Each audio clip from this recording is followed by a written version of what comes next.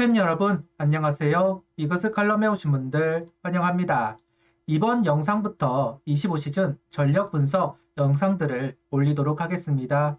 그 시작은 역시 선발 투수부터 살펴봐야 하고 한화의 에이스 류현진 선수부터 주목을 해보려고 합니다. 새 구장 가칭 한화생명 볼파크 첫 번째 등판 투수로 기록이 될 선수 바로 류현진 선수가 한화의 에이스로 팀을 지탱하고 이번 시즌이야말로 가을 야구의 진출이라는 업적을 성사시키는 한 해가 됐으면 좋겠습니다. 영상 시작하겠습니다. 팀의 전력의 반을 차지한다는 선발 투수입니다. 선발 4명만 잘 돌아가도 가을 야구를 한다는 이야기가 있는 만큼 선발의 가치는 절대적이다 할 수 있습니다. 그래서 24시즌 나름 기대를 했습니다. 외국인 두 선수의 신인왕 문동주, 이닝히터 김민우, 여기에 에이스가 될 류현진 선수의 복귀 기대가 많았지만 시즌 끝까지 제 역할을 한 선수는 류현진 선수 단 한 명. 실망감으로 다가왔던 것도 사실입니다. 25시즌 반복되어서는 안 된다. 류현진 선수 혼자가 아닌 류현진 선수와 가치가 되는 선발진이 되기를 바라보겠습니다. 류현진 선수는 24시즌 10승, 평균 자책점 3.87, 135 삼진, 33볼넷 비 1.36, WAR 4.44를 기록했습니다. 개인적으로 아쉬운 성적이기는 합니다. 그래도 자존심은 세운 성적이라고 봅니다. 일단 목표한 150이닝 이상을 소화했다는 점, 시즌 초반 5점대 가까웠던 평균 자책점을 결국 3점대로 낮추는 데 성공을 했습니다. WR체만 봐도 류현진 선수 평균감보다 높지만 여전히 위기관리 능력을 보여주고 있다는 점은 긍정적인 대목입니다. 확실히 이젠 나이가 들기는 했다. 청산계에서 인간계로 내려오기는 한 것 같습니다. 그래도 여전히 믿음직한 선발이고 아직 류현진 선수만큼 안정적인 투구를 하는 자완투수는 손에 꼽는다. 이렇게 생각하고 있는데요.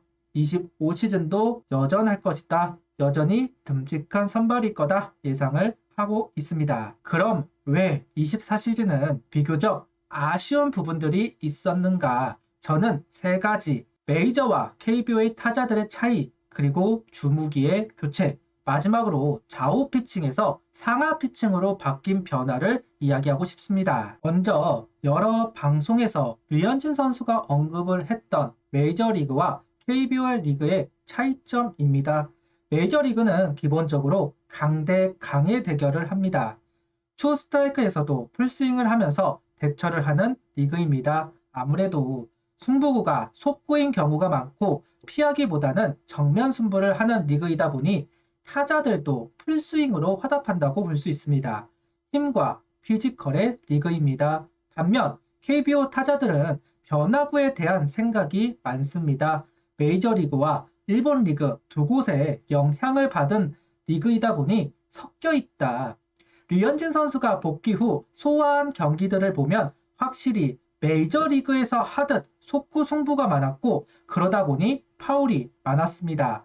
자연스레 투구수가 많아지니 더 스트라이크를 공략하려다가 점수를 주는 상황으로 이어지게 됩니다. 아무래도 10년 넘게 메이저에 있다 보니 습관처럼 관성적인 부분들이 있었다고 봐야 합니다. 결국 류현진 선수는 변화구의 비율을 높이면서 타개해 나갔습니다. 그렇게 변화구의 비율을 높이면서 타개를 하려고 했던 류현진 선수에게 또 다른 숙제가 생겼습니다. 바로 커터입니다. 커터의 존재감이 작아졌습니다. 류현진 선수의 커터 대부분의 코스는 우타자 몸쪽 약간의 볼성입니다. 요 코스에 던져서 범타를 유도하고 삼진을 유도하기도 했습니다. 메이저리그에서는 잘 통했던 방법이었지만 KBO에서는 잘 통하지 않았습니다. 그 이유는 2가지. 하나는 로봇 심판, 두 번째는 선수들의 참을성입니다. 로봇 심판이 도입이 되면서 좌우존이 상당히 박했습니다. 다른 팀들이 류현진 선수에 대해 분석을 많이 했을 겁니다. 특히 요 코스에 던지는 커터를 어떻게 대응을 할 것인가, 그 대응의 방법으로 버리는 걸 선택합니다. 치지 않겠다. 왜? 류현진 선수의 제구력은 완벽하니까. 왜? 류현진 선수는 커터를 볼로 던지니까. 그래야만 커터의 위력이 배가 되니까. 그럼 버리면 되지. 로봇 심판을 믿고 버리자. 이게 통했습니다. 결국 커터의 위력은 반감되었고 커터는 카운트를 잡는 용도 외에는 활용할 수 있는 방법이 없었습니다. 결국 류현진 선수는 선택을 합니다. 커터의 비율을 줄이고 체인지업의 비율을 높이는 법. 그런데 이게 우타자일 때는 상관이 없었는데 좌타자일 때는 문제가 생겼습니다. 무기 하나가 사라진 셈이고 오로지 속구와 커브만을 가지고 상대를 해야만 했습니다. 우타자에게는 3피치이지만 좌타자에게는 2피치였다. 결국은 올 시즌 성적을 보면 우타자에 비해 좌타자에게 좀 약세를 보였던 것도 사실입니다. 아직 이 부분에 대한 답은 찾지는 못한 것으로 보입니다. 다만 슬라이더를 좀 더 활용하면 어떨까 하는 생각은 있습니다. 여기에 류현진 선수는 좌우 피칭을 하는 선수입니다. 좌우 피칭은 기본적으로 우타자 바깥쪽 로우 코스와 우타자 몸쪽 로우 코스 이 두 곳을 가지고 노는 스타일을 말합니다. 류현진 선수의 커터 앞서도 이야기했지만 몸쪽으로 들어옵니다. 류현진 선수의 커브의 궤적도 마찬가지 우타자 몸쪽으로 형성이 됩니다. 체인지업은 기본적으로 우타자 바깥쪽 약간은 역회전으로 들어가죠. 땅으로 꽂히는 공이 류현진 선수에게는 없습니다. 대부분이 좌우존을 넓게 쓰는 구종들입니다. 문제는 앞서도 이야기했지만 로봇 심판의 좌우존이 너무 박했다. 그러다 보니까 이 좌우존을 이용을 하는 류현진 선수의 위력은 반감됐던 것은 분명합니다. 버리면 되니까, 안 치면 되니까, 스트라이커 존으로 약간 올리면 그것만 공략하면 되니까 스트라이크를 좁게 보자. 이게 류현진 선수의 상대법이었습니다. 결국 이 부분에 대한 류현진 선수의 타겟책은 좌우 피칭에서 상하 피칭으로 바꾸는 겁니다. 상하 피칭은 기본적으로 이 중앙, 위아래를 가지고 하는 피칭을 말하죠.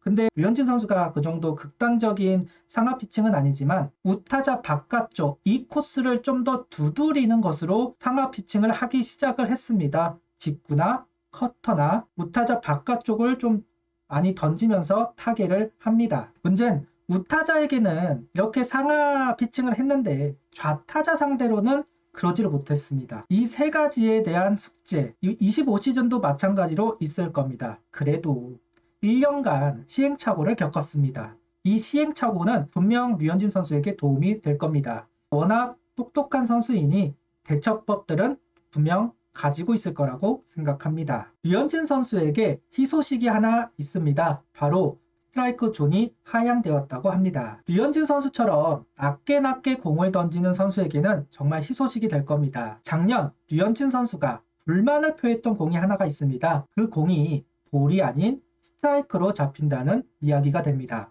그만큼 류현진 선수에게는 도움이 많이 될 겁니다. 거기에 체인지업의 위력도 배가 될 것으로 보입니다. 사람의 눈은 좌우는 잘 봐도 상하를 보는 데는 어색하다고 합니다. 그렇기 때문에 종으로 떨어뜨리는 변화구가 각광을 받는 이유가 바로 눈이 상하로 움직이는 게 어색하기 때문이고 그만큼 낮게 잡히면 그만큼 눈높이도 낮아져야 합니다. 어색할 수밖에 없다는 점, 타자에게는 불리할 것이고 투수에게는 유리할 수밖에 없습니다. 분명 류현진 선수에게는 득이 되는 소식입니다. 여기에 커터의 활용을 낮게보다는 높게 던지는 건 어떨까 하는 생각을 해봅니다. 앞서도 이야기했지만 류현진 선수의 커터는 우타자 몸쪽 약간은 볼성입니다. 그런데 이 커터를 낮게보다는 높게 약간은 스트라이크를 맞물려서 이 코스에 커터를 던지면 어떨까 하는 생각은 좀 있습니다. 커터가 아무래도 살짝은 떨어지는 구종이죠. 결국 볼성에서 떨어진다는 얘기가 될 겁니다. 우타자 입장에서도 좌타자 입장에서도 생각보다 까다롭지 않을까. 보통 높게 하이볼을 던질 때는 볼을 던지면서 스윙을 요구합니다. 이게 볼이냐 스트라이크냐를 구분하기가 어려울 거라고 봅니다. 커터를 낮게 던져가지고 카운터를 잡는 용도로 쓸 게 아니라 높게 던져서 눈을 현혹시키는 공으로 쓰는 게 좀 더 어떨까라는 생각을 이야기해 보겠습니다. 앞서도 이야기했듯 류현진 선수는 낮은 코스를 두드리는 선수이고 상하존으로 바꾸면서 우타자 바깥쪽으로는 공을 던지지만 우타자 몸쪽으로는 공을 잘 투구하지 않습니다. 가끔 가다가 직구가 살짝 높게 제구되는 경우가 아니라면 우타자 하이볼 쪽으로는 잘 투구하지 않는 류현진 선수입니다. 의도적으로 그쪽에 공을 던진다면 좀 더 크게 스트라이크 존을 활용할 수 있지 않을까 하는 생각을 제기해 보겠습니다. 여기에 슬라이더 활용 필요하다고 봅니다. 다른 구종에 비해서 슬라이더에 대한 제구의 확신이 좀 떨어지기도 하고 타자에게 걸릴 수 있다, 그런 불안감 때문에 잘 안 던지는 것 같기는 하지만 전 필요하다고 봅니다. 24시즌을 보면 오로지 우타자에게 슬라이더를 활용했습니다.